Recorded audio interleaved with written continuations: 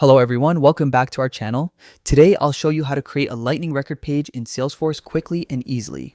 First, open your Salesforce dashboard and click the gear icon in the top right corner. Next, select Advanced Setup from the drop-down menu. In the Quick Find box, type Object Manager and click on it. Choose the object you want to customize, like account or contact. Click Lightning Record Pages from the left panel and then click New.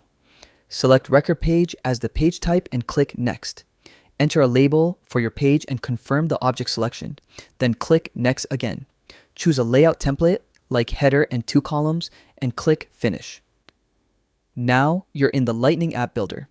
Use drag and drop to add components like tabs, related lists, record details, report charts, or custom components. When you're happy with the layout, click Save and then Activate.